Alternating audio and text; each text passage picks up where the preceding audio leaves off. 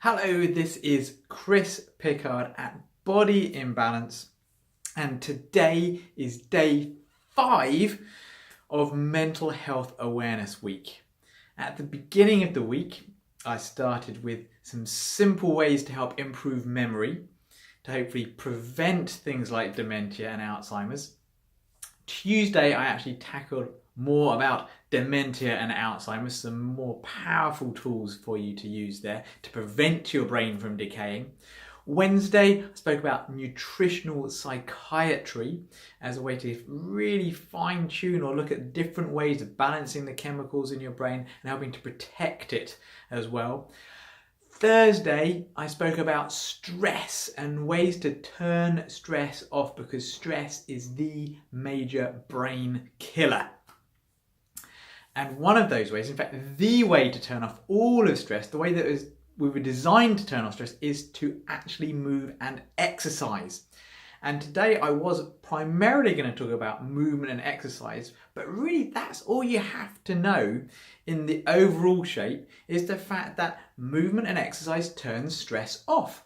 And because stress is one of the underlying causes of not just all mental health conditions, but all health conditions, exercise is a medicine that you cannot afford not to do. In fact, exercise is something you have to do to express normal health. If you are not exercising, no matter how good your diet, no matter how good your mental attitude, no matter what supplements you take, you cannot be as healthy as you would be if you exercised. Okay? So, what else did I want to say about movement? Well, movement can also be used to balance the brain. Now, in modern psychiatry, they talk about balancing brain chemicals, but no one really talks about balancing the left side of the brain with the right side of the brain. Because the truth be told, some conditions arise purely out of an imbalance between one side of the brain and the other. Now, I'm not going to go into details about how that happens because there's a lot of different reasons. But I'm going to give you some examples of problems that could be just because of one side of the brain not working as well as the other.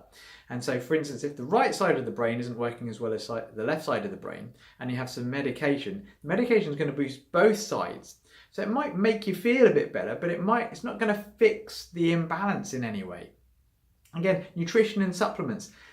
They are more likely to have a bit of a balancing effect, but still they're not. When you put nutrient and supplements in your body, it doesn't tend to have that effect. It tends to have this effect. So it might make you feel a bit better. You might know that it's a good thing to do, but it doesn't have the effect you want. You may find that when you go out and just generally exercise, you do feel a bit better for a while because it's decreased stress. So it can take a lot of pressure off of the brain, so you do feel a lot better, but again, it doesn't really fix the imbalance. Now, the way you fix imbalances, I'll get to. But here's some examples.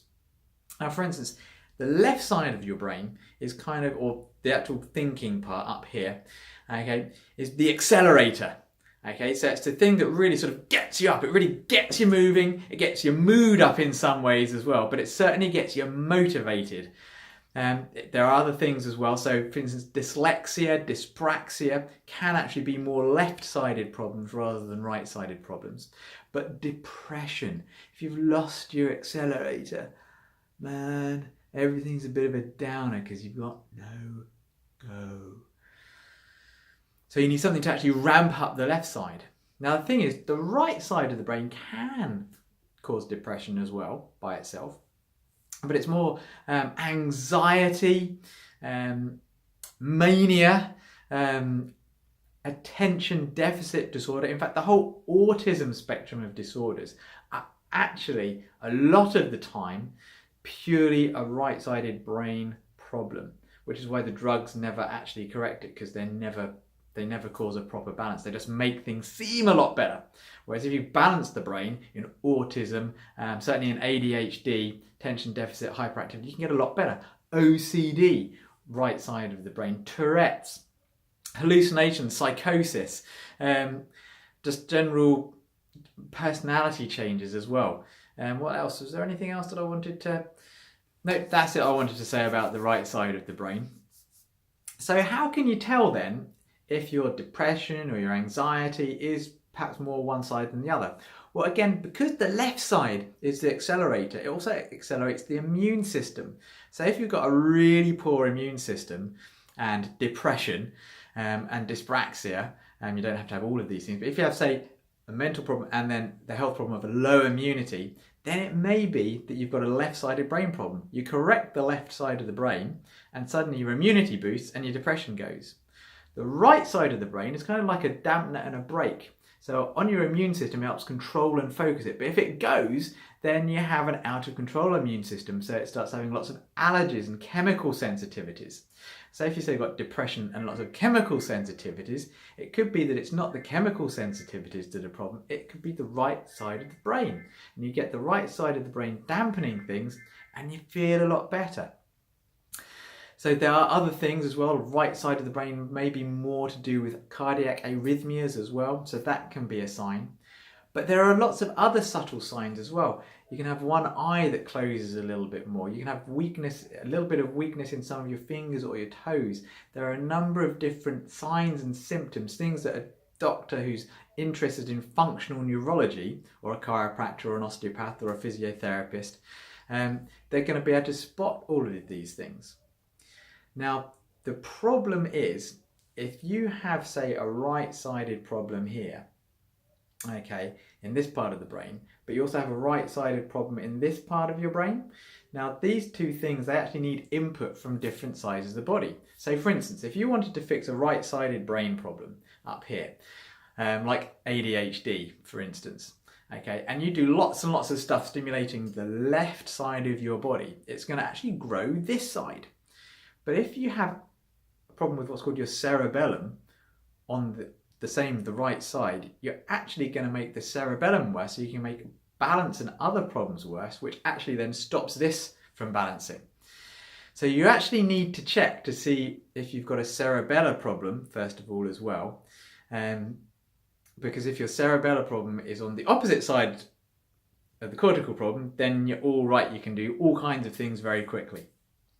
So this is why movement is really, really great, because you can, someone like a physiotherapist, a chiropractor, an osteopath can actually work on the spine. And if you remember from previous videos, I spoke about how the spine has the massive input into the brain, but you can't just move one side of the spine yourself. You need a therapist to work on you.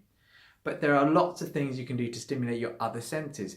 Your smell actually has to be the same side, but eyesight, listening to things, but also tuning forks, vibration. So basically, if I feel the vibration here, this is coming up my right side and it's actually stimulating my right cerebellum and my left brain, okay? Also, if I then listen to it, it's going to be right cerebellum, left brain. Okay, but smell goes directly to the same side, just so that you know. But don't mess around with these things unless you know you don't have a cerebellar problem. So get checked, and then there's so many things you can do to actually improve yourself. Okay, there's also a great book called Disconnect. It's on my desk over there somewhere. In fact, I'll get it. For instance, if you have got children with ADHD, dyslexia or something, or if you have ADHD, Disconnected Kids by Dr. Robert Melillo. Very, very, very important book. I really, really recommend it to you. And if your practitioner knows nothing about this sort of thing, or your nurse or anyone, then get them to read this book. They'll understand a lot more and be able to help you a lot more. So if you want our help with any of these things, then please give us a call on 01707 662 704 or visit our website bodyimbalanceuk.com. I hope you've enjoyed this week. Please share this with other people. Share this with parents, with kids with ADHD, with autism, with OCD. Please share this, get this information out, because when they see the right people, miracles can happen and you can get people off of medication. Okay? Be well, be amazing. And as ever, because I'm a geek, live long and prosper. Or as I like to say, live long and posture.